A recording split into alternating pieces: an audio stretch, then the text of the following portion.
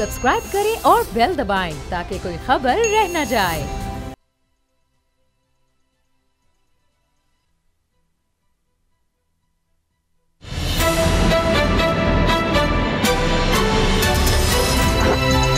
अब पता चला। बिस्मिल्लाहिर्रहमानिर्रहीम, अस्सलाम वालेकुम। मैं हूं मोहम्मद उसामा गाजी और आप देख रहे हैं अब पता चला। सियासत में इस वक्त घुमसान का रन पड़ा है। नून लीग हुकूमत में बगावत के मुकदमे पर लड़ाई चल रही है। सिंध में जजायर के मामले पर विफाक और पीपल्स पार्टी हुकूमत आमने सामने है और दूसरी तरफ अपोजिशन जमातें पीडीएम के प्लेटफॉर्म से मौलाना फजलुर रहमान को सिपा सालार बनाकर अलग हुकूमत के खिलाफ यलगार की तैयारियों में है। इन हालात में चारों तरफ से हुकूमत ही घेरे में नजर आ रही है। ये इमरान खान की सियासत और क़यादत दोनों का इम्तिहान है। आज वज़ीर इत्तलात शिबली फराज ये दावा कर रहे थे कि दबाव इमरान खान को ज्यादा मजबूत करता है। आज नून लीग की तरफ से मरियम औरंगजेब का दावा यह था कि अगले 4 महीने में हुकूमत खत्म हो जाएगी। शेख रशीद नून से शीन निकलने का मुसलसल दावा कर रहे हैं। ये दावे सियासी हैं, झूठे हैं या सच्चे। आज पाकिस्तान की जो सियासी सूरत हाल है वो जल्द इनकी हकीकत से पर्दा उठा देगी। फिलवक्त नून लीग के खिलाफ बगावत के मुकदमे की हाहाकार मची है। हालात ये है कि वज़ीर आज़म पूछ रहे हैं कि मुकदमा किसने दर्ज कराया। इन्होंने मुकदमे पर नापसंदीदगी का इजहार भी किया है। वज़ीर आज़म इमरान खान का कहना है कि अपोजिशन चोर है, इन्हें बागी नहीं बनने देंगे। लेकिन हकीकत यह भी है कि मुद्दई मुकदमा बदर रशीद पीटीआई का कारकुन निकला है जो खुद क्रिमिनल रिकॉर्ड याफ्ता है। इसकी तस्वीर बहुत से सियासी रहनुमाओं के साथ है जिनमें गवर्नर पंजाब चौधरी सरवर भी शामिल हैं। नून लीग का इल्जाम यह है कि इस मुकदमे के पीछे भी गवर्नर पंजाब का हाथ है। लेकिन सवाल यह है कि वो ये काम क्यों करेंगे। वज़ीर आज़म के कहने पर अगर उन्होंने ये किया है तो फिर वज़ीर आज़म ने नापसंदीदगी का इजहार क्यों किया। शिबली फराज ने तो ये खदशा भी जाहिर किया है कि हो सकता है कि इस मुकदमे के पीछे नवाज शरीफ के अपनों का हाथ हो। हुकूमत पंजाब खोज लगाएगी कि मुकदमे के पीछे कौन है। दूसरी तरफ पुलिस का मौक़िफ़ ये है कि मुकदमा रियासत नहीं शहरी की दरख्वास्त पर दर्ज किया गया। लेकिन सच ये भी है कि ऐसे मुकदमे आम शहरी की दरख्वास्त पर ऐसे आसानी से दर्ज नहीं हो जाते। फिर बगावत के इस मुकदमे के पीछे कौन हो सकता है। क्या सिर्फ मुकदमा दर्ज कराना ही मकसद था या फिर गेम और है। आज के प्रोग्राम में इस मुकदमे के सियासत पर असरात का जायजा लेंगे। शरीफ खानदान की मुश्किलें लेंगे। विफाक और सिंध में छिड़ी नई लड़ाई की असल कहानी भी आपको सुनाएंगे। सबसे पहले बात करते हैं बगावत के मुकदमे की। बाबर डोगर साहब, ये जो बगावत का मुकदमा दर्ज हुआ, कल ही आपने इस हवाले से बात कर दी थी कि क्या इसका बनेगा, लेकिन ये पीटीआई का बंदा निकला। अब मेरा ख्याल है नून लीग जो वो किसी ना किसी तरह इस्टेब्लिशमेंट को इन्वॉल्व करने की कोशिश करती थी, कम अज़ कम वो मामला तो नहीं होगा। समझ साहब, इस्टेब्लिशमेंट तो इन्वॉल्व नहीं है, लेकिन एक सवाल है कि CCPO लाहौर ने भी एक प्रेस रिलीज जारी कर दी कि जनाब इसमें स्टेट इन्वॉल्व नहीं है और ये एक रूटीन की एप्लीकेशन आई और उस पर मुकदमा दर्ज हो गया। इसी तरह से गवर्नर हाउस ने कहा कि हमारा उससे ताल्लुक ही कोई नहीं है। उसका PTI के चौधरी इजाज़ ने यह कह दिया कि जनाब उसका PTI से कोई ताल्लुक नहीं है जी। मेरा सवाल ये है, यहाँ पर आपकी गाड़ी चोरी हो जाए, आपकी मोटर बाइक चोरी हो जाए, आपके घर में कोई चोरी हो जाए, डकैती हो जाए, आप पुलिस में पर्चा दर्ज करवाने जाए, वो तो पर्चा इतनी जल्दी से दर्ज होता कोई नहीं, सवाल ही नहीं पैदा होता। वहाँ पर तो 100 क्यूरी लगाएंगे, आपको जितना टाइम बाय कर सकते हैं वो करेंगे, पर्चा दर्ज नहीं होगा। ये मैं दावे से कहता हूँ कि अगर किसी की मोटर बाइक चोरी हो गई वो जाके थाने में कहे कि मेरा पर्चा दर्ज कर दें, नहीं होगा। आपने नवाज शरीफ जो 3 दफ़ा का प्राइम मिनिस्टर है, शाहिद खान अब्बासी जो 1 दफ़ा का प्राइम मिनिस्टर है, उसके बाद PMLN की सारी लीडरशिप जो है, टॉप लीडरशिप जो है जी, उसके खिलाफ मुकदमा दर्ज कर दिया और उसको ऑन करने को सदर आज़ाद कश्मीर भी बीच में, सदर प्राइम मिनिस्टर आज़ाद कश्मीर जो है, मेरा मतलब प्राइम मिनिस्टर आज़ाद कश्मीर भी उसमें है, उसका मुकदमा SHO ने दर्ज कर दिया बगैर CCPO से पूछे, बगैर किसी से पूछे। ये मुझे तो ये मेरी तो ये समझ में नहीं आती ये चीज़। मैं खैर साहब की बात से बिल्कुल एग्री हूँ कि मेरा ख्याल है कि वो कहते हैं कि खाया पिया कुछ नहीं, गिलास तोड़ा 12 नहीं, ये तो PTI के गले में पड़ गया। अच्छा, PTI के गले में ये हर पड़ गया। अब वो तो एक गुंजाइश हो सकती है कि जब से CCPO उमर शेख साहब आए हैं वो तो कहते हैं अगर किसी ने FIR दर्ज ना की तो वो शख्सी वो पुलिस वाला थाने में हवालात में FIR दर्ज करना एक और चीज़ है, ये एक पॉलिटिकल मुकदमा है। मेरा मतलब एक दरख्वास्त गई, आपने बगावत भी उसमें बगावत का पर्चा SHO ने बड़े आराम से दर्ज कर लिया, ना उसने मेरा मतलब SP से पूछा, ना CCPO से पूछा, ये पॉसिबल ही नहीं है, ये मुमकिन ही नहीं है। और CCPO क्या इंडिपेंडेंट डिसीजन ले सकते हैं इतना बड़ा पर्चा दर्ज करने के। यहाँ तो फिर उनको मैंडेट ये दिया गया था कि आपने इसी तरह के पर्चे दर्ज करने हैं, या फिर उन्होंने अपने पॉलिटिकल बॉसेस से पूछा होगा कि ना ये पर्चा दर्ज करूं या ना करूं। क्या ये आप कहते हैं कि जनाब SHO के पास एप्लीकेशन आई और जनाब ऊपर की से बात नहीं हुई और SHO ने मेरिट पे पर्चा दर्ज कर दिया, ये चीज मुझे तो डाइजेस्ट नहीं होती। इतनी अच्छा SHO भी कोई नहीं है और इतनी अच्छी पुलिस भी कोई नहीं। ये भी तो हो सकता है कि वो शाह से ज्यादा शाह के वफादार बनने की चलें जी को बात सर, इवन शाह से ज्यादा वफादार बनने के चक्कर में भी कम से कम CCPO से तो पूछा होगा ना, उनकी मर्जी के बगैर तो FIR दर्ज नहीं हो सकती। खरल साहब, आपको क्या बड़ा केस है जिसमें 3 प्राइम मिनिस्टर, गवर्नर कह रहे हैं, गवर्नर पंजाब कह रहे हैं मेरा कोई लेना देना नहीं है। PTI के लोग कह रहे हैं जी हमारा क्या इससे लेना देना, वज़ीर आज़म ने तो नापसंदीदगी का इजहार किया, उनको तो पता भी नहीं था, उन्होंने क्या, और उनकी स्टेटमेंट आ गई कि भाई चोर हैं ऑपोजिशन वाले, हमने इनको बागी नहीं बनाना। तो क्या इसमें हुकूमत या कोई रियासत का इस हवाले से किसी का कोई अमल दखल नहीं है, बस एक प्राइवेट पर्सन आया उसने कहा और पर्चा दर्ज हो गया? देखिए उसामा साहब, इस हवाले से आपको याद होगा और नाजरीन को भी, कल ही इस मुकदमे का जो लॉजिकल एंड है मैंने आपको बता दी, बताया था। वही बात हो गई कि मुकदमा तो गवर्नमेंट खुद परेशान होगी, मुकदमा दर्ज कैसे हो गया। आपने तो बात कर रहे थे कि इनको गिरफ्तार किया जाएगा, इनके खिलाफ ट्रायल किया जाएगा, इनको पकड़ा जाएगा, इंटेरोगेशन का प्रोसेस हो गया। मैंने कल आपको बता दिया था कि ये मुकदमा जो है ये आगे यकसू नहीं हो सकेगा, इसके अंदर कोई तहरक नहीं होगा, कोई कार्रवाई नहीं होगी। सर वो तो उल्टा हुकूमत के लिए स्कैंडल बन गया है। अब मामला ये है, डिफेंसिव पर आई हुई है। मामला ये है कि ये जो मुकदमा दर्ज हुआ है इसके अंदर 2 इश्यूज हैं।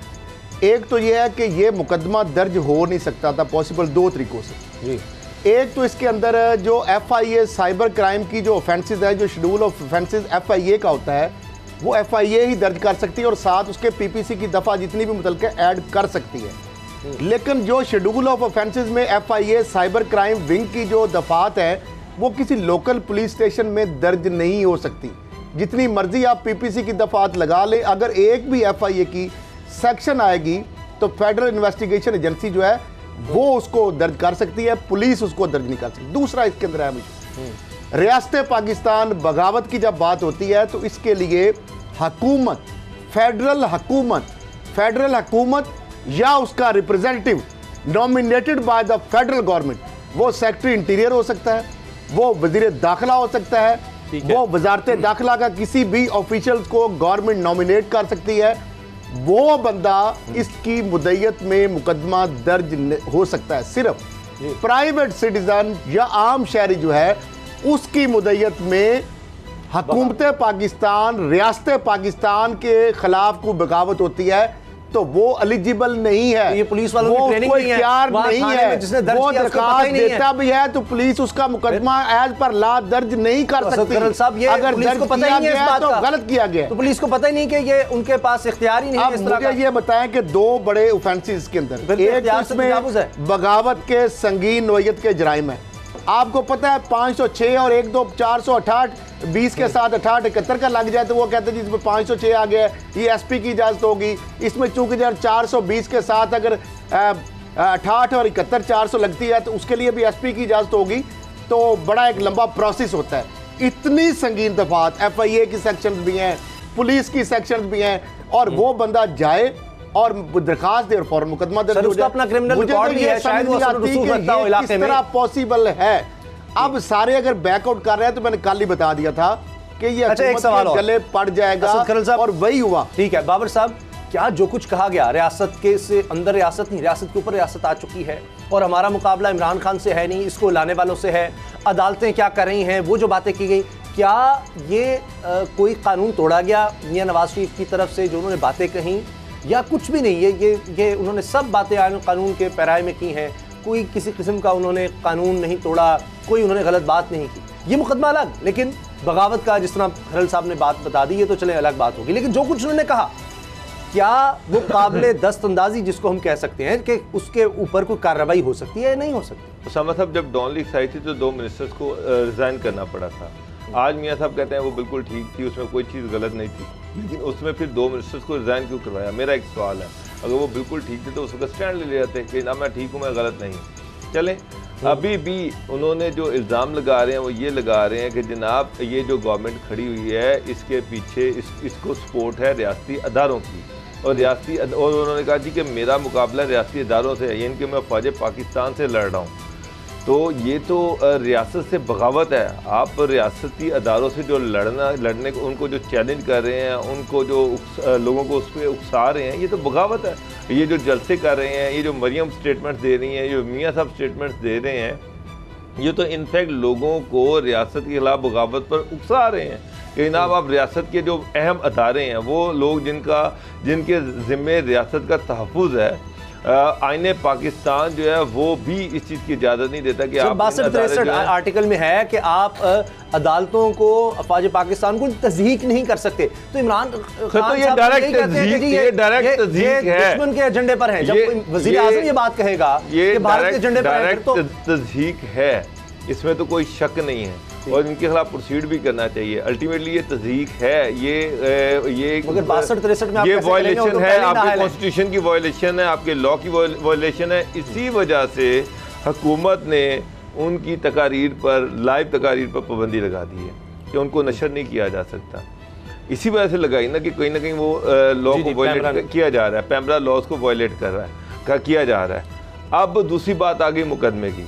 मुकदमा खैर साहब ने बिल्कुल सही कहा, अगर वो रियासत के ख़िलाफ़ लोगों को उकसा रहे हैं तो इस पर रियासत को मुद्दई बनना चाहिए था, रियासत को खुद सामने आना चाहिए था और रियासत इसमें खड़ी होती और उनको इस पे उनका खिलाफ मुकदमा दर्ज करवाती। ठीक है, लेकिन अभी गवर्नमेंट जितना मर्जी डिसऑन करे, जो बात हो रही है वो ये है कि जो दफात लगाई गई हैं वो एक एसपी के लेवल की, कम से कम एसपी लेवल का जो ऑफिसर होता है उसकी अप्रूवल लाजमी होती है। और एसपी कोई इतना बच्चा तो नहीं है, सारे समझदार हैं, सीएसपी ऑफिसर्स हैं कि वो सीसीपीओ की मर्जी के बगैर, हुकूमत की मर्जी के बगैर किसी के खिलाफ इतना बड़ा मुकदमा दर्ज कर रहे हैं कि जिसमें 3 साहब का एक हाजिर केपी के कोई पीछे है आपके ख्याल से? 3 कोई पीछे है? अल्टीमेटली कोई ना कोई ऐसा बंदा है जिसने गलत तौर पर पीटीआई को गलत मशवरे दे रहा है और जिसकी वजह से जगहनसाई का बायस बन रहा है। इमरान खान साहब को इस पर इन्वेस्टिगेट करवाना चाहिए कि ये कौन लोग हैं जो इलाकाई लेवल पर कोई हो सकता है। अच्छा असद खरल साहब, ये जो बात, अच्छा इसमें वैसे उस्मान साहब एक अहम चीज़ है, सबकी क्लैरिफिकेशन आ गई है। खरल साहब आपके दोस्त उस्मान बुज़दार की क्लैरिफिकेशन नहीं है, जिनके डायरेक्ट अंडर सीसीपीओ आता है। गवर्नर साहब क्लैरिफाई करें कि जी मैं इसमें नहीं हूँ, और पता भी चलता है कि गवर्नर के अंडर तो सीसीपीओ नहीं है, किसी से मिलते नहीं है। सीसीपीओ जो डायरेक्ट अंडर है वो शहजाद अकबर के, जिसने उन्हें लगवाया, या उस्मान बुज़दार के है, तीसरा तो कोई बंदा नहीं है। तो मेरा ख्याल है कि इनको भी इन्वेस्टिगेट कर लेना चाहिए कि इन दोनों में से कोई हो सकता है। ठीक है। अच्छा असद खरल साहब, मुख्तसर, मुझे अब प्रोड्यूसर ने कह दिया, हमारा भाई असद, उसने कहा जी अगली खबर पर चलें, लेकिन ये 62-63 का मामला मियां साहब ने कहा लो जी ना हलते हो गए यहाँ, वो तस्दीक करी जाओ इदारे दी, फौज के खिलाफ बोली जाओ, अदालत के खिलाफ बोली जाओ, जो करना था कर लिया। 62-63 में यही है कि जो करेगा उसको निकाल दिया जाएगा और नाहल हो जाएगा। इस तरह की अगर स्पीचेस के ऊपर आप मुकदमा दर्ज करना रियासत शुरू कर दे तो हर रोज 10 मुकदमे होंगे। तो फिर क्या करें, करने दें इजाजत? देखिए ये इस तरह मजाक, मैंने पहले भी कहा था, ये मुकदमा जो है एक मजाक बन गया, जो मैं कह रहा था और वही बात हुई। गवर्नमेंट जो है उसने कैसे ये ठीक है जो पैमरा ने किया, बस वही हल है। देखिए मामला ये है कि आप ना तो किसी की आवाज बंद कर सकते हैं, आप किसी आवाज किसी, इसका मतलब है कि कैप्टन रिटायर्ड सफदर साहब का भी मुकदमा वापस ले लिया जाए, वहां जो उन्होंने गुजरांवाला में जो कुछ कहा है फिर वो मुकदमा भी आप वापस ले लें। वहां जाकर कोई अगर कोई गालियां निकालता है उसामा साहब अदालतों को, फौज को, तो आप उसको क्या कहेंगे? उनको ये छूट दी है। देखें जब वो अदालतों की कंटेम्प्ट करते हैं तो ये काम किसका है? इसके ऊपर मैं या आप तो नहीं कर सकते, ये काम है अदालतों का। रूल ऑफ लॉ यही होता है कि अगर हमारा कोई फर्ज नहीं है, हमारा कोई फर्ज नहीं है, अगर कोई कंटेम्प्ट ऑफ कोर्ट करता है, सब क्या हमारा कोई फर्ज नहीं है? हमारा फर्ज तो ये है कि हम अदालतों में जाते हैं कि कंटेम्प्ट ऑफ कोर्ट हो रही है तो वो कहते हैं पॉज है जी, इस दौर में पॉज है, जब तक ये दौर कोरोना का गुजर रहा है आप जितनी मर्जी कंटेम्प्ट ऑफ कोर्ट करिए। कोर्ट ने कहा, अच्छा एक आला अदलिया की कोर्ट के अंदर खड़े वो बर्दाश्त का मुजाहरा करती रहे कि चले जी हम बर्दाश्त करते हैं, ऐसे मामला और खराब होगा, ये भी हमारे पाकिस्तान के शहरी करते रहे, तो आम शहरी भी खामोश रहे। मुझे ये बताएं जनाब, जिसको मर्जी जो मर्जी ये बताएं, आपका एक चैनल था जो नीला पीला चैनल था, उसने क्या नहीं किया? उसने एक सर्विंग DGIS जो जनरल है उसकी तस्वीर लगा के घंटा 2 घंटे झूठी खबर चलाई। हम ये इजाजत नहीं दे सकते। ये रियासत को करना चाहिए, ठीक है, मगर तो शहरी की जिम्मेदारी है। मीर साहब के हवाले से उन्होंने एक मंसूब करके एक झूठी खबर चलाई जो कि FIR में उसका जिक्र ही नहीं है। मुद्दई कंप्लेनेंट ने कहा कि FIR के मुताबिक ऐसी कोई बात नहीं आई, चलाई। उसके बाद उनके ऊपर रेफरेंस उस वक्त के वजीर खारजा जो वजीर दिफा ख्वाजा आसिफ साहब के दस्तखतों से गया, पैमरा ने ऊपर अगली खबर पर जाना है और उसी चैनल में बैठ के आपकी बात सही है, ने कहा, लेकिन हमें यह भी कहे हाँ जी आप गद्दार हैं, इंसानी हुकूक की बड़ी तंजीमें हैं, बड़ी अच्छी बात है, हमारे यहाँ बहुत बेहतर की जरूरत है, चल रहा है। तो इसी तरह सियासतदान यहाँ पे एक तमाशा लगा हुआ है। एक लाइन में मुझे बताएं, इंसानी हुकूकी तंजीमें हैं, उनको सलाम है, बहुत बेहतरी की जरूरत है, साफी हो, आम लोग हों, उन पर बड़ा जुल्म होता है, डिसअपीयरेंसेस की बात होती है, लेकिन क्या हमारे इदारों का कोई हक नहीं है? रियासत के बारे में जो कोई नहीं है, यहाँ पर अदालत हो, हमारे यहाँ हमारे फौजी हो, दीगर हमारे मुल्क के जो इदारे हैं उनकी आप तज़हीक की, उनका मजाक उड़ाएं, तकरीरें करें, जो मर्जी उनको कहते रहें कि हम ये कर देंगे वो कर देंगे, उनकी कोई इज्जत नहीं है। उल्टा चोर कोतवाल को डांटे, जिन्होंने रियासती इदारों के ऊपर इल्जाम लगाए, दशनाम तराजियां की, आज वो हुकूमत को आड़े हाथों ले रहे हैं। व्हाट्सएप पर जनाब फैसले होते हैं, रियासत क्या कर दिया, हमारे खिलाफ कर दिया, रियासत कानून की जो वायलेशन कर रहे हैं, रियासत चुप रही है। इससे बेहतर ये था कि इसको कोर्ट में चैलेंज किया जाता, कोर्ट के जरिए से इनके मुंह बंद करवाए जाते हैं। अल्ताफ हुसैन के ऊपर जिस तरह किया गया, ये जो तरीकाकार इस्तेमाल किया गया, इससे रियासत नहीं सर वो हुआ है, साइज ज्यादा हुई है। वो आप कोर्ट में जाते, हाईकोर्ट ने कहा कि ये प्रॉपर फोरम नहीं है, प्रॉपर फोरम नहीं, पैमरा में पहली पाबंदी लगी हुई है, वो तो लग चल रहा है वो मामला, वो तो है ही। अच्छा, शहबाज शरीफ साहब का एक मामला, शरीफ खानदान जो है मजीद मुश्किल में नजर आ रहा है। कभी हम पापड़ वाला सुनते हैं, कभी कोई ठेले वाला, कभी तो मुलाजिम भी आपने सुन लिए सारे के जी यहीं पर थे, जिनको शहबाज शरीफ साहब नहीं जानते बाय द वे, सालों उन्होंने काम किया है, उनके बिल्कुल ऑफिस में, पर्सनल घरों में वो करते रहे हैं, 30-40 हज़ार की तनख्वाह लेते रहे हैं और अरबों रुपया इनके अकाउंट्स में वो देते रहे हैं।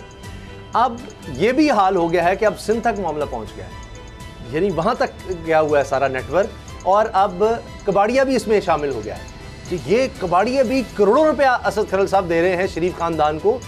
मुझे समझ नहीं आती, कभी मरीम साहब कहती हैं कि जी वो हमारे जो दादा हैं बड़े वो अमीर कबीर थे, अल्लाह उनके दर्जात बुलंद फरमाए, उनकी मक़फ़िरत फरमाए, बड़े अमीर आदमी थे। कभी कहा जाता है जी हमारे पास तो कुछ था ही नहीं, सब कुछ कौमियाल लिया, भुट्टो के दौर में बड़ा हमारा नुकसान हो गया।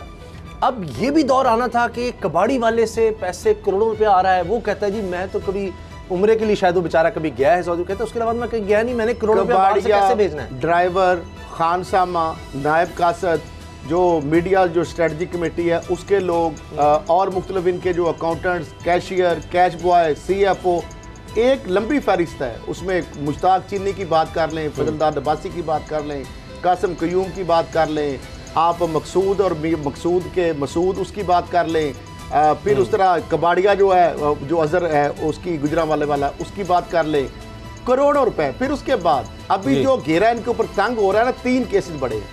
एक FIA ने भी नई जो तहकीकात की है वो भी बड़े हकायक होशबरा सामने आए।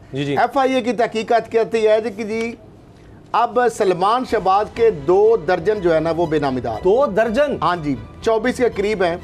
और उसमें इसी तरह अली जहांगीर जो ये चल रहा है ना मिलों के वाले से, शुगर मिल जो है वो जो इंक्वायरी चल रही है उसके अंदर मैं बात कर रहा हूँ, उसमें जहांगीर तरीन साहब, अली तरीन साहब, सलमान शहबाज और दीगर अफराद के खिलाफ जो तहकीकात जारी हो रही हैं, ये उसके अंदर जो नए नए इंकशाफात आ रहे हैं। 2 दर्जन हो गए सलमान शहबाज के, उसके जायद अकाउंट इनके मुलाजम और दीगर अफराद के नाम पर है। मज़कूरा अकाउंट्स में 10.5 अरब रुपए की मैं बात कर रहा हूँ, 10.5 लाख नहीं, 10.5 करोड़ नहीं, 10.5 अरब रुपए भिजवाए गए। अच्छा, अब जहांगीर तरीन और इनके बेटे अली तरीन के खिलाफ भी तहकीकात जो आगे बढ़ाई जा रही हैं।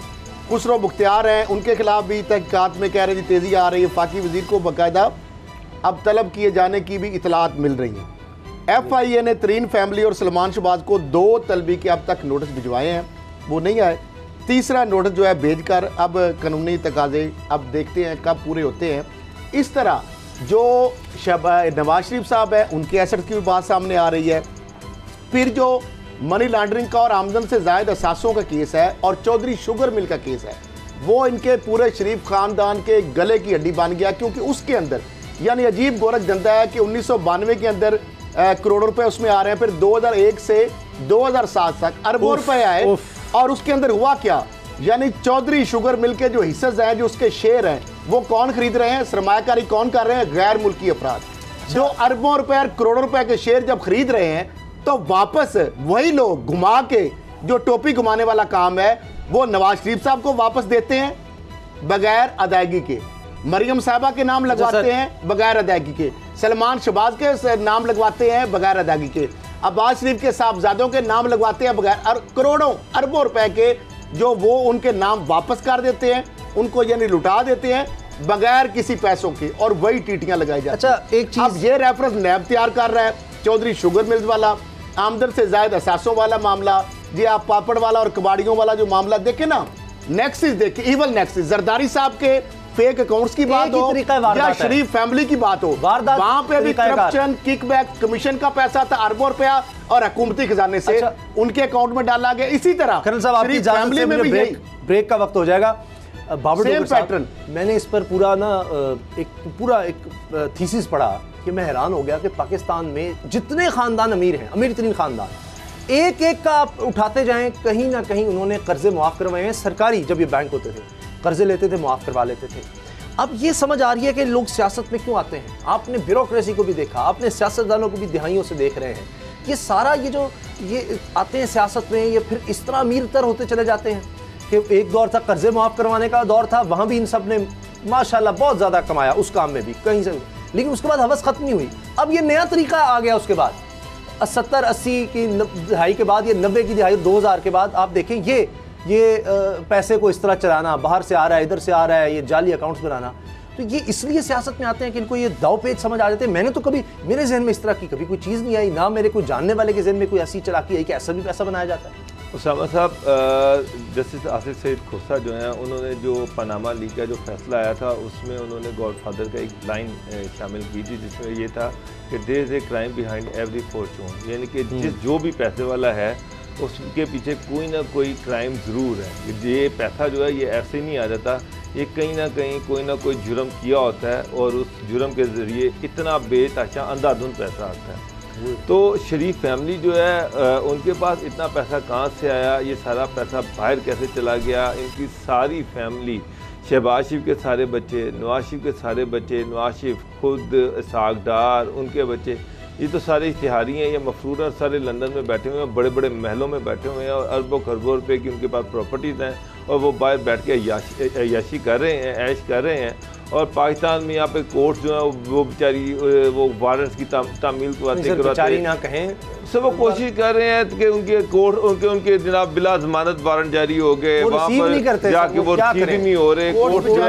हमारे इदारों के ऊपर रहम की बात है ना कि वहाँ पे फॉरेन ऑफिस रॉयल मेल के जरिए, और वो जो कहा जाता है ना, कि ये जो सिस्टियन माफिया है, इसके सामने सारे जो स्टेट होती है वो बेबस हो जाती है। ये इतने पावरफुल लोग होते हैं कि ये स्टेट ऑर्गन को बेबस कर देते हैं। एक दौर में अमेरिका पर भी ये वक्त, तो समझ साहब यहाँ पर भी यही सूरत हाल है कि इनके आगे स्टेट बेबस हो गई है। ये सारे बाहर भागे हैं, जो यहाँ पर जो प्रॉपर्टीज वहाँ पर है वो भी नीलाम नहीं हो रही। साग डार की ये पूरा जोर लगा के एक प्रॉपर्टी जो है उसको ये बेच नहीं सके। अच्छा, एक चीज मुझे वो भी याद आ रही है कि एक फैक्ट्री थी गालिबन इत्तेफाक फाउंड्री या इत्तेफाक फैक्ट्री, वो सिक यूनिट था, उससे कोई कमाई लॉस था, उससे पता नहीं 35 बन गए और उसको करके भी माफ 1 लाख कर दिया और उसके बाद लोन भी दे दिया। अच्छा, ब्रेक के बाद आपको बताएंगे कि एक और नया मसला खड़ा हो गया है।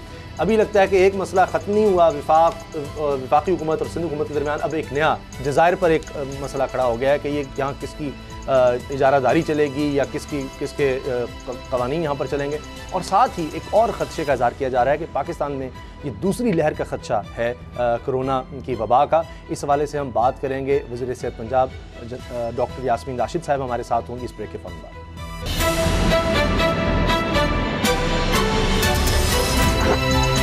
अब पता चला।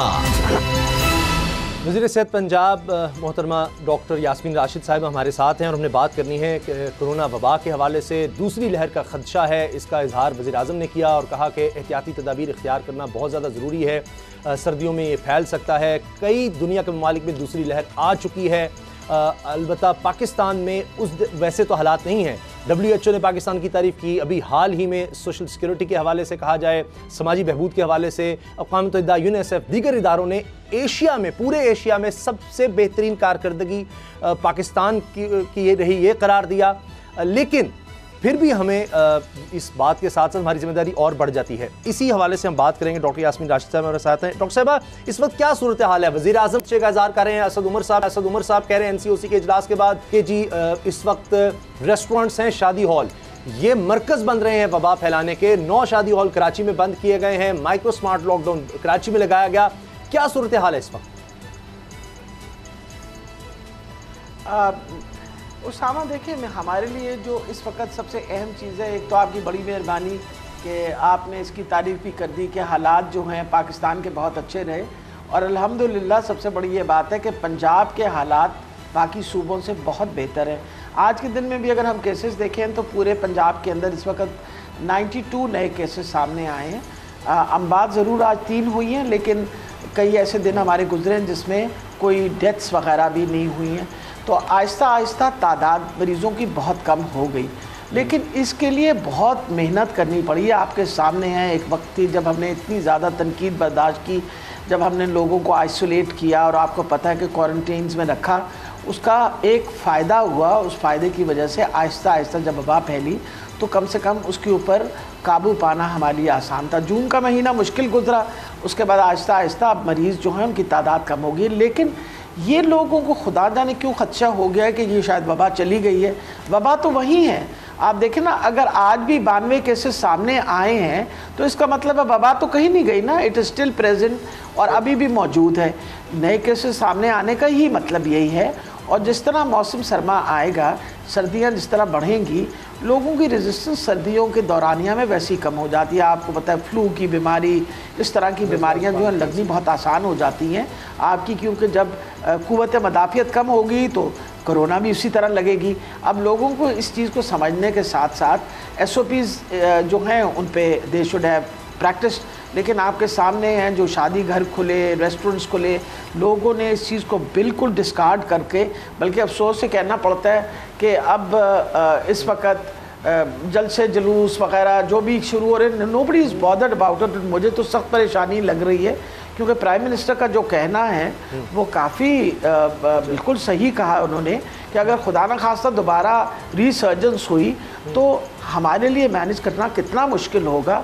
आप देखें कि साथ वाला हमारा हमसाय मुल्क किस मुश्किल में से गुजर रहा है। तो हमें सब चीज़ों का एहसास करना चाहिए, कितनी मुश्किलों से खुदा खुदा करके हमारी मईशत जो है वो दोबारा चलनी शुरू हुई।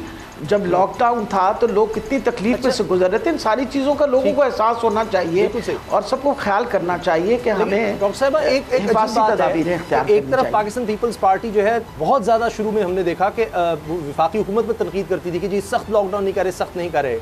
अब वो बात भी करते हैं कि जी हमें दोबारा लॉकडाउन ना लगाना पड़ जाए, लेकिन जलसे जुलूसों के बारे में भी आ रहे हैं और ये कहा जा रहा है कि जी आप इसलिए यूँ कह रहे हैं, वज़ीर-ए-आज़म ने खदशा इसलिए ज़ाहिर कर दिया कि ये जो रैलीज़ और जलसे करने लगे हैं हुकूमत गिराने के लिए, ये उससे रोकने के लिए एक फ़ज़ा बनाई जा रही है।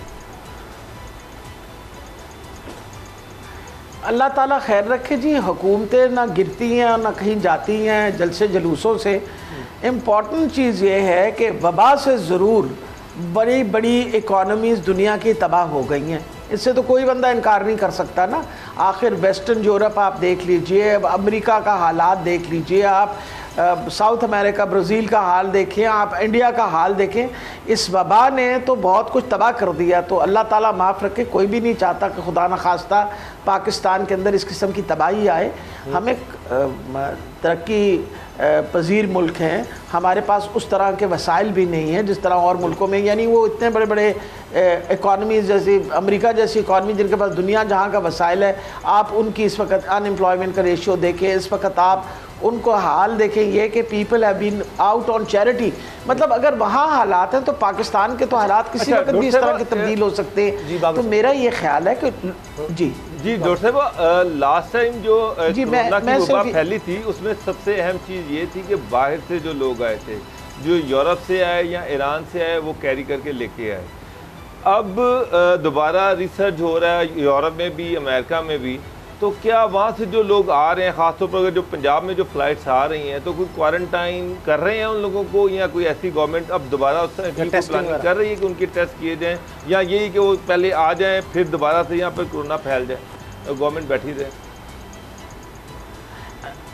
नहीं, आपने बिल्कुल सही निशानदेही की, लेकिन आपके सामने है कि हम बहुत बड़ी तादाद में रोज़ाना पंजाब के अंदर टेस्टिंग कर रहे हैं, जिसके अंदर आपको पता है एक तो कॉन्टैक्ट ट्रेसिंग हमारी बाकी सूबों के मुकाबले में बहुत ज़्यादा है। एक अगर बंदा आइडेंटिफाई हो जाए, कम से कम 15 से लेके 20 लोगों को हम जो कांटेक्ट में ट्रेस करके उनके बाकायदा टेस्ट करते हैं।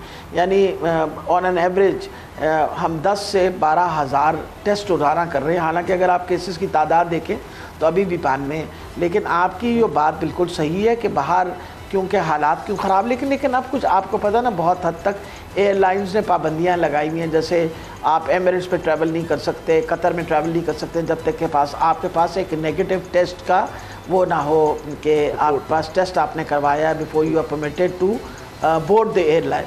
तो मेरा ख्याल है ये जो बोर्डिंग के प्रोसीजर के लिए जो पाबंदियां, इसी तरह पाकिस्तान में भी आप किसी इंटरनेशनल एयरलाइन की वो नहीं जा सकते जहाज़ के ऊपर जब तक आपके पास टेस्ट ना हो जो इंडिकेट कर रहा हो कि आपके अंदर कोरोना वायरस नहीं है। तो बहुत हद तक इसकी वजह से हमारी बचत हो रही है।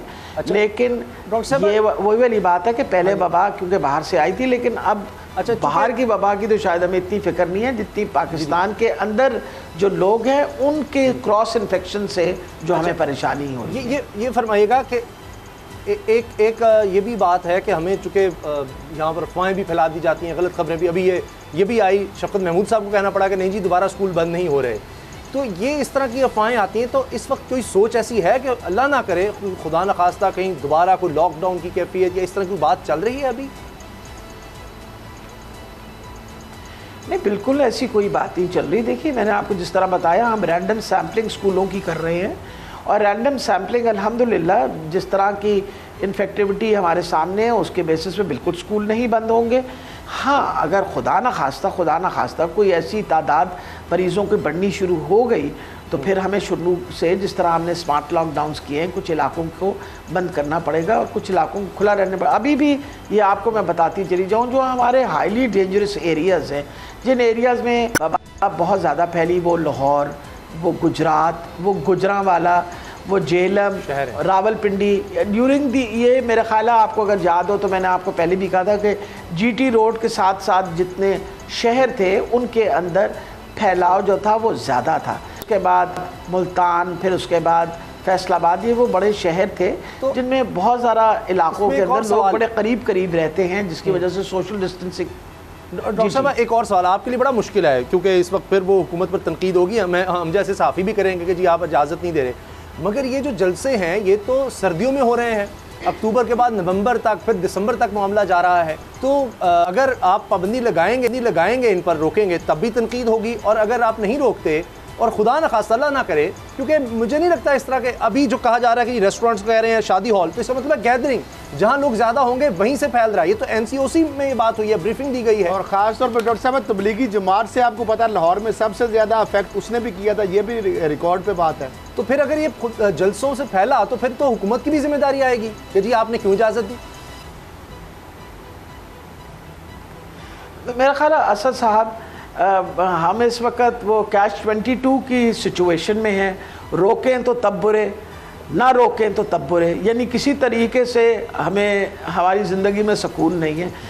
मैं तो इल्तिजाई कर सकती हूँ अपनी अपोजिशन मेंबर्स की कि क्योंकि मेरे पास ये ज़िम्मेवारी है सेहत के कलमदान की, तो मैं तो उनके वो कहते हैं तरला ही कर सकती हूँ कि आप मेहरबानी करके मास्क ज़रूर पहन लीजिए और सैनिटाइज़र इस्तेमाल करिए और सोशल डिस्टेंसिंग कर लें। लोग देखें ना, आपने प्रोटेस्ट रजिस्टर करनी है, आपका जमहूरी हक है, बिल्कुल हमें इस बात से इनकारी नहीं है, आप ज़रूर प्रोटेस्ट अपनी करें, लेकिन मकसद ये है कि उससे अगर लोगों की जानों को ख़तरा पड़े, कोई भी पाकिस्तान का बंदा, चाहे वो अपोजिशन का हो या वो हुकूमत का हो या किसी भी पार्टी का हो, उसको खुदा न खास्ता अगर कोरोना का वायरस लगे तो आप बताएं हमें तकलीफ होगी या नहीं होगी। जी, और उससे आगे फैलेगा। कोरोना का वबा थी तो मेरे पास ऑपोजिशन के बहुत से, एक सेकंड में आपको बताऊँ, ऑपोजिशन के भी बहुत सारे ऐसे लोग थे जो हमारे अस्पतालों में दाखिल रहे, पूरी कोशिश की कि उनका ख्याल भी करें। तो वो ये वबा जो है उसने कोई थोड़ी देखना है कि ये क्योंकि अपोजिशन वाले जो हैं इनको हमने नहीं लगना और हुकूमत वालों को लग जाना है, या हुकूमत को नहीं लगना और अपोजिशन वालों को लग जाना है, ये तो वबा है, किसी को भी लग जाएगी। तो मेरे तो सिर्फ इल्तिजा है उनके सामने कि आप मेहरबानी करके ज़रूर प्रोटेस्ट करें। प्रोटेस्ट करने के बहुत सारे तरीके होते हैं। ऐसी वबा के अंदर तो आप कम से कम कोशिश ये करें कि आप मास्क 70% इन्फेक्शन को रोक सकता है, लेकिन थोड़ी के ऊपर लगा के नहीं, मुंह के ऊपर लगा के मुंह और नाक को आप अगर ढकेंगे तो तब, तो वो इम्पॉर्टेंट ये चीज़ है कि इन सारी चीज़ों को मद्देनज़र रखते हुए आप, ये तो बड़ा मुश्किल है ना कि जुलूस भी आप करें और अगर खुदा ना खास्ता बाबा फैले भी तो उसके बाद आपका ये हुकूमत की जिम्मेवारी थी, हुकूमत ने हमें क्यों नहीं रोका। तो आप खुद सोच लें कि हम किस सिचुएशन में इस वक्त फंसे हुए हैं। यानी अगर रोकें तब बुरे, ना रोकें तब बुरे। डॉक्टर यास्मीन राशिद साहिबा, वज़ीर सेहत पंजाब, बहुत बहुत शुक्रिया आपके वक्त का। ब्रेक ले रहे हैं, ब्रेक के बाद बात करेंगे जज़ायर को आबाद करना ये किसकी जिम्मेदारी है, किसका हक है। सिंध हुकूमत और वफाकी हुकूमत फिर आमने सामने हैं और बड़े शदीद जुमलों का तबादला हो रहा है। ब्रेक के बाद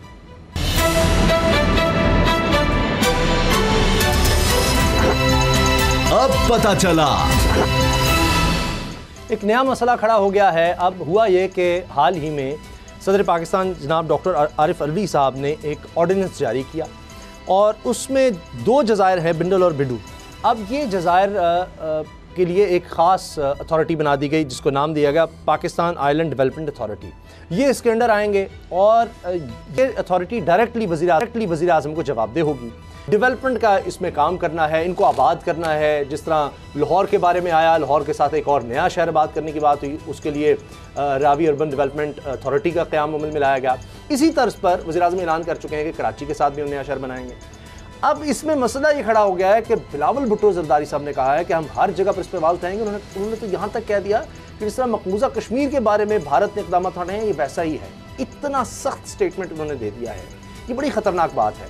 अब सदर पाकिस्तान ने जो टाइकून्स हैं उनसे मुलाकात की इस हवाले से, और इसमें बहिया टाउन के आप जानते हैं मलिक रियाज साहब, उनसे भी, अकील करीम डैडी साहब से, आरिफ हबीब साहब से भी कि इन जज़ीरों को किस तरह हम डेवलप करें।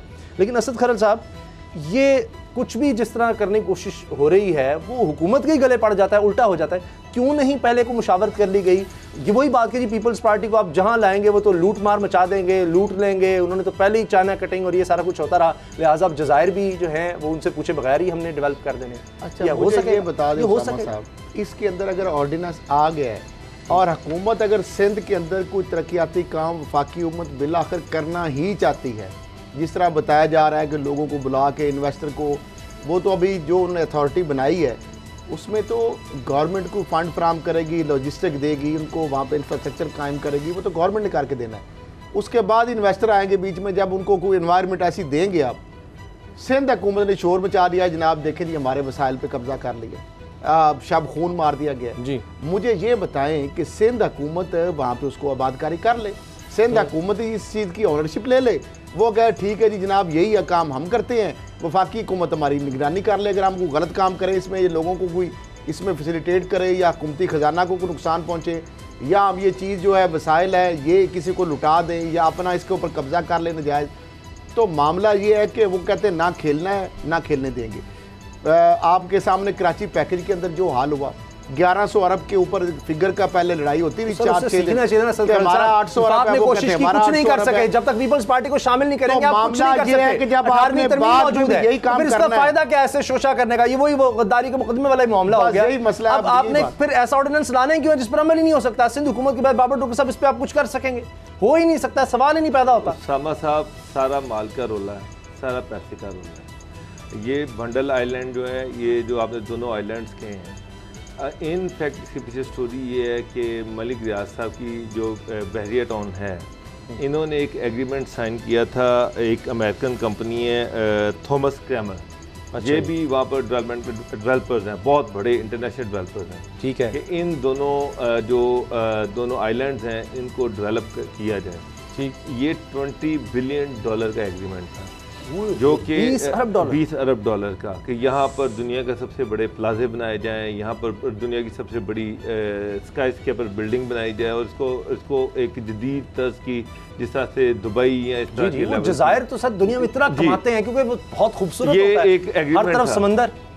अब इसमें मलिक रियाज साहब भी शामिल है, कि करीम ढेडी भी हैं और आरिफ हबीब साहब भी हैं, ठीक है। इन्होंने प्राइम मिनिस्टर को इस पर कन्विंस किया कि ये एक बहुत बड़ा प्रोजेक्ट है और इसमें पाकिस्तान को $अरबों आ सकते हैं, और अगर हम ये करें तो ये एक बहुत बड़ी अचीवमेंट है। अच्छा, उस पर प्राइम मिनिस्टर के कहने पे इन प्रेसिडेंट ने अब ये कहा जा रहा है कि पार्लियामेंट को इत्माद में लिए बगैर प्रेसिडेंट ने जो है ये ऑर्डिनेंस जारी कर दी। तो पार्लियामेंट को इत्माद में लेके कब प्रेसिडेंट ऑर्डिनेंस जारी करता है? प्राइम मिनिस्टर के ऑफिस से एडवाइस जारी होती है, उसको उस एडवाइस की बुनियाद पर प्रेसिडेंट जो है वो ऑर्डिनेंस जारी कर देते हैं।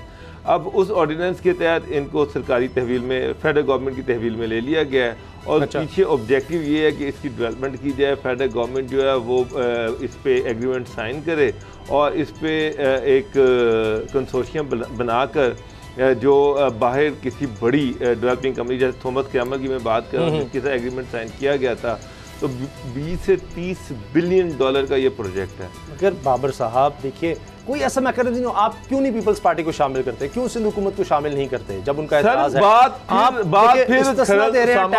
बात मुकनी है, फिर पार्टी को रो रही है। पिछले 70 साल से यहीं पे पड़े हुए थे ना ये, उस वक्त तो इन्होंने कुछ नहीं किया। अब मसला ये कि 25 से 30 बिलियन डॉलर उसमें कमीशन, किकबैक्स, उसमें ये सारे रोले हैं, ये अरबों डॉलर के रोले हैं। वफाकी हुकूमत नहीं लेगी सर, वो नहीं ले सकती। वो तो कहेंगे कि ये खुद पैसे बनाने के लिए डायरेक्ट मॉनिटर कर रहे हैं प्राइम मिनिस्टर खुद, वो खुद इसकी मॉनिटरिंग कर रहे हैं। अभी तक उन पे तो कोई इस तरह का करप्शन का एलिगेशन नहीं है डायरेक्टली प्राइम मिनिस्टर पर। लेकिन अगर सिंध गवर्नमेंट देखें तो बैरिया टाउन के साथ जो उनके एग्रीमेंट्स हुए हैं जिसमें अरबों रुपए की, खरबों रुपए की बंदरबांट हुई है, वो आपके सामने। खरल साहब पीएचडी हैं सारे मामले में, क्या मैं तो खरल साहब के सामने सिचुएशन तो मैंने रख दी है। जो कुछ वहाँ पर होता है, 30 अरब डॉलर की इन्वेस्टमेंट है, बाहर की कंपनियां इसमें इंटरेस्टेड हैं इन दोनों आइलैंड्स को डेवलप करने के लिए। और फेडरल गवर्नमेंट ने ये जो ऑर्डिनेंस जारी किया इसके तहत इसको फेडरल गवर्नमेंट खुद इसको सारे मामले मैं मानता हूं बाबर साहब आपने देख लिया, आपको एडवांस कराची डेवलपमेंट पैकेज का मैं बता देता हूं। ये आरिफ हबीब साहब ये पहले भी इस तरह के इन्होंने 2006 में शौकत अजीज और मुशर्रफ के पास गए थे। कराची के अंदर इनका इतने अरबों डॉलर सरमाया आएगा, रोजगार आएगा और इंडस्ट्री लगेगी। इन्होंने क्या किया, वलिका एक सीमेंट की फैक्ट्री लगी हुई थी वहाँ पे, 4000 एकड़ ज़मीन थी ये जो कराची के अंदर। इन्होंने क्या किया कि वहाँ न्यू नाजमाबाद जो है नाम से जो इन्होंने वहाँ पे जाके जो 1000 एकड़ तो थी इंडस्ट्रियल एरिया के लिए होल्डिंग वाला और माइनिंग की ज़मीन थी, इन्होंने वहाँ पे जनाब काट के सोसाइटी 1300 एकड़ तकरीबन 1200 से ज़ायद एकड़ जनाब आरिफ हबीब साहब ने वहाँ पे तकरीबन 200-300 अरब के पैसे डाले जेब में। वो सीमेंट फैक्ट्री इंडस्ट्री जो एक थी वो भी बंद, और वो थी लीज पे माइनिंग पर्पज़ के लिए। होल्डिंग एरिया 1000 एकड़ था, 2800 एकड़ के ऊपर और आले टपक रही है, 169 एकड़ मजीद ज़मीन डाल ली। उसके ऊपर एंटी करप्शन के ऊपर ये केस पड़ा हुआ है, इनके ऊपर मुकदमा दर्ज होने वाला है। ये कहानी जाके तोता बहना की सुनाते हैं, अरबों रुपए की दिहाड़ियां लगाते। अब आरिफ हबीब साहब जो है इनके ऊपर जो वहां पे एंटी करप्शन में FIR की रिकमेंडेशन है, खत्म हो जाएगा। मुझे ये बताएं, मेरा सवाल कर रहे हैं सुहेल बाबू बीच में है, क्या ये जज़ायर दुनिया सर कहां से कहां पहुंच गई? वो तैमूर डोंकी को हमारे पास वसाइल की कमी नहीं है। जो एजी मजीद का बंदा है कि 1.5 अरब देते हैं, उसने कहा ये तो 15 अरब का मामला है। उसके बाद 169 एकड़ की अभी जमीन जब उन्होंने वेरिफिकेशन करी हैदराबाद लैंड रिकॉर्ड से, आपकी बात ये तो एग्जिस्ट ही नहीं कर सारा माल का आ गया ना, माल का मामला और ये गोल माल है, ये हर दौर में लूटते हैं। हमारा मुल्क इसी तरह रहेगा। यही लैंड ग्रैबर है, यही टाइकून जजीरे दिए हैं, इन्होंने मुल्क की चूल्हे आग रख दी है। ना दुनिया कमा रही है, मुझे मेरा तो ये है कि प्राइम मिनिस्टर साहब जो है ना ट्रांसपेरेंसी इंश्योर करें हर चीज। अब केपीके की आप बात कर रहे हैं, अरबों रुपए का प्लाजा वहां पे इलीगल बना हुआ है आरिफ हबीब का, उसको छेड़ के दिखाएं। मुझे एक मिनट, मुझे तो इमरान खान साहब पे भी आता है ईरान की कि ऐसे लोग जिन्होंने अरबों रुपए की दिहाड़ियां लगाई, जिनके ऊपर एंटी करप्शन मुकदमात वो पीछे फिर रही है, आप उनसे मिलते हैं, आपको भी जरा देखना चाहिए, एजेंसी से रिपोर्टें मंगानी चाहिए। अच्छा कि ये मेरे पास जो बंदा आता है सदर आरिफ हबीब साहब को नहीं पता, बारे में भी लोग कहेंगे अब आरिफ हबीब ने कितने अरबों का डाका मारा है, बैंकों को लूटा है। मलिक रियाज साहब को अच्छा मुझे बताएं, वक्त खत्म हो रहा है। 460 एक सेकंड, ये मुझे बताएं, कम से कम सुप्रीम कोर्ट ने डाला है 460 अरब, थोड़ी रकम नहीं होती। अच्छा एक सवाल है, मेरी बात सुने, क्या दुनिया में इस तरह से लोगों ने इतना पैसा, मुल्क कहां से कहां पहुंच गए, इतने खूबसूरत जजीरे हैं वो आबाद करके वहीं से लोग इतना आएंगे। यहाँ पे वो तो है, 70 साल से यही रोना रोते हैं। ये जो लोग जो नाम सामने आ रहे हैं, इससे तो डेवलपमेंट नहीं करनी आपने, ये इसी तरह ही रह जाएगा, फिर कोई हम तरीका ही नहीं निकाल सकते। साहब शिफाफ तरीके से, शिफाफियत जो है पता नहीं सर फिर किस तरह की, कहां से आप ऐसे फरिश्ते ढूंढ लेंगे, जिसको ढूंढते हैं जो भी करते हैं, लड़ाई पड़ जाती, फटा पड़ जाता है, उसके भी केस है, उसके भी केस है, वहीं का वहीं मामला रह जाता है। प्रोग्राम का वक्त खत्म हो गया, दुआ में याद रखिएगा, इजाजत दीजिए। अल्लाह हाफिज़।